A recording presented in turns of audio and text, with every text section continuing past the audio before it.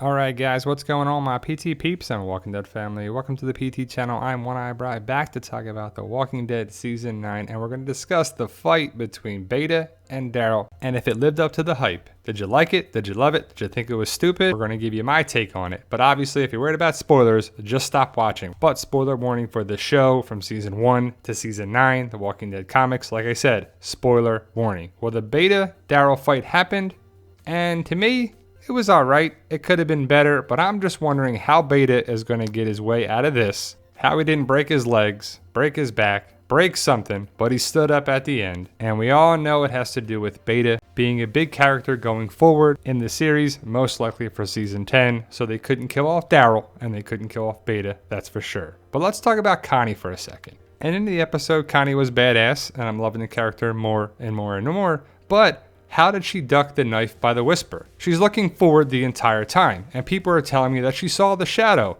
But unless she has eyes in the back of her head, how could she see a shadow if she's not looking back? Her peripheral vision does not go back that far. We see Connie looking forward, then we see the whisper going to throw the knife at her. But I guess the whisper didn't know that she couldn't hear, so she thought she was going to stay there and throw the knife. You can see the shadow on the wall, so clearly there's a shadow, but how does Connie see that? If she's looking forward the entire time, your peripheral vision doesn't have that. Then you see the whisperer take the knife back, and then she's going to throw it.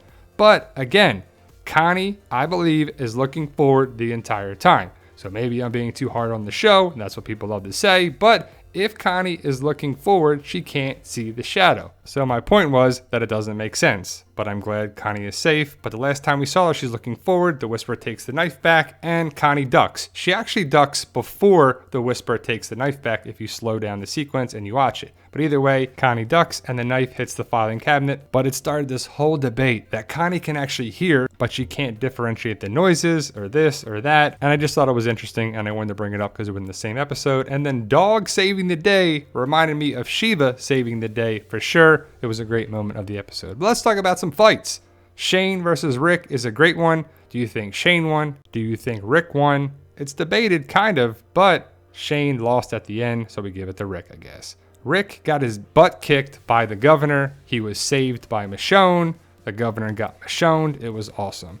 Pete versus Rick was a beatdown of Pete, basically. That was a great fight because they broke windows and did this and did that. It was pretty awesome. Some crappy fights, though, were Carl and Ron part 1, and then Carl and Ron part 2.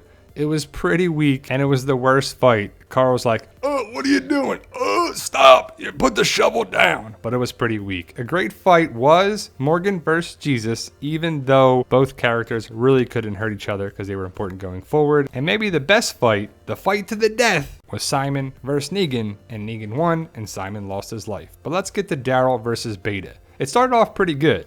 Daryl's waiting there for Beta to come in, and then the bolt goes into the door. Pretty smart by Beta. Daryl escapes, takes out the 2 other Whisperers pretty easily, and this took me back to Psycho with the Shadow and The Shining with the axe. Did you think of either of those movies when you saw this? But then we get the fight.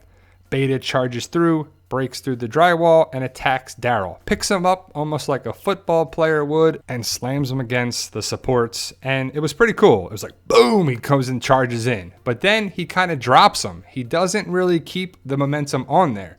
Beta isn't there to kill Daryl, I believe. He's there to get Lydia. As he asks Daryl at least 2 times, "Where's the girl?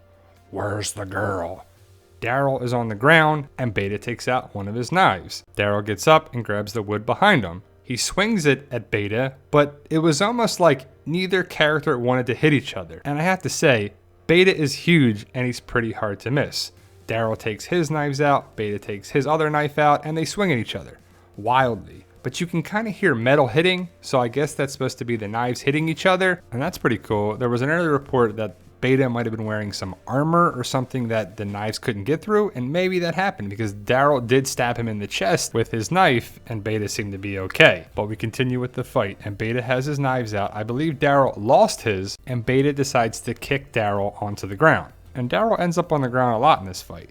But Beta doesn't attack Daryl with his knives anymore, and you can see the knife in Beta's hand as Daryl is falling to the ground after Beta kicks him.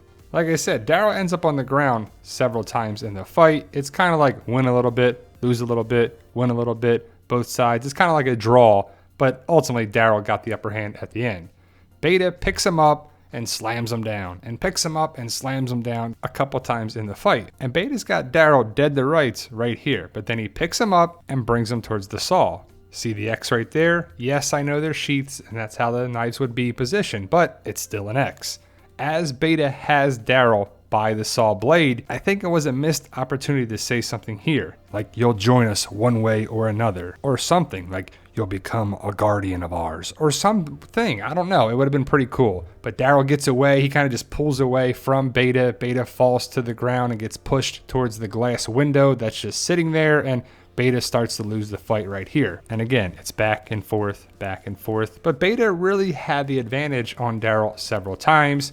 Beta swings, it punches Daryl, and then he grabs him again. Beta loved to grab Daryl, and I thought right here would have been some great dialogue again, like join us or die, or where's the girl, don't make me change you, or whatever. Remember, because he made the reference before about people turning into walkers or guardians like they think of the walkers. Like this guy, remember? The change will happen soon. Get his wife. And it just would have been kind of a cool reference that we saw at the beginning of the episode, and he was going to kill Daryl and make him change into a walker or a guardian like they call them. And that would have been kind of cool. I just would have felt Daryl was in peril. But again, he picked him up to throw him back down. And I'm sure Beta was just trying to find out where Lydia was, but you could have stabbed Daryl. Instead, Daryl pulled out a knife out of his vest pocket and stabs Beta in the chest. And Beta wasn't phased at all, I must say. So maybe there is armor or some vest that he was wearing that he could have been saved. That would explain why he didn't die when falling down the elevator shaft. And then Daryl ducks away through the drywall, and luckily there was no support beam or any structural support there because he went poof, ran into it. That would have been hilarious. But Daryl goes through the drywall on the bottom, Beta punches through the top, and he kind of struggles to get through this one when he exploded through it before, so Beta was fighting the drywall as much as Daryl, I guess, right? But it was kind of cool, him going through the drywall, and it was pretty thin drywall, I must say. Either way, Daryl got away, and Beta was going after him, and it was kind of cool where Daryl went, and he hid. It was pretty smart. I do have to say, Daryl was definitely the smarter fighter of the two, and Daryl is a survivor, and he is pretty scrappy, and a lot of people think that Daryl held his own, and I do as well. But Daryl hid under here, slid away the covering as Beta walked towards the elevator shaft that he didn't know was the elevator shaft. He probably thought it was just a room that he was hiding in there too. So that was pretty cool. That was a good, smart way of ending the fight because ultimately they had to have it be a draw. Well, Daryl won the fight because of this part right here, which takes me back to season 5 with Beth and the elevator shaft. But a good point that a lot of people are making is Daryl is looking down and he spits on Beta basically. Why don't you go grab a flashlight, go grab your crossbow, and fire a couple bolts down there? Even if you couldn't really see Beta, you want to make sure. Double tap, right?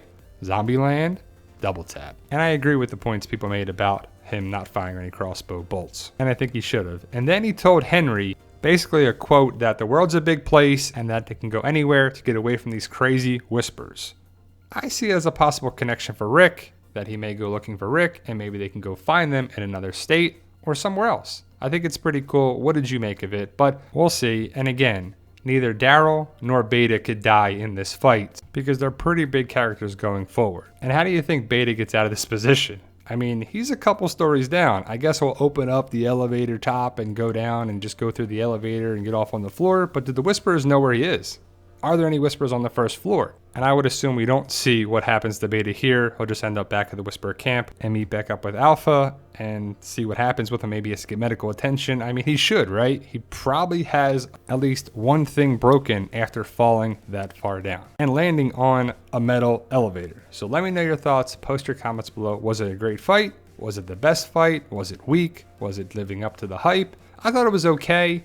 It could have been a little better in a lot of parts, I believe. But ultimately, again, neither character could die because they're going to be bigger parts for the rest of Season 9 into Season 10. And I wonder if we get a rematch, or Negan fights Beta, or Beta fights Aaron, or something. But I hope the next fight is kind of the ending fight for Beta in a big epic way. So let me know your thoughts, post your comments below, like, share, subscribe. If you love The Walking Dead and just being entertained, this is the channel for you. And remember guys, with hard work, dedication, belief, and sacrifice, you can truly achieve your goals. Believe in yourself, you can do it. It's about love, support, staying positive, making memories, and as always, tell them Daryl. Yo, we love you guys. Honestly, thank you.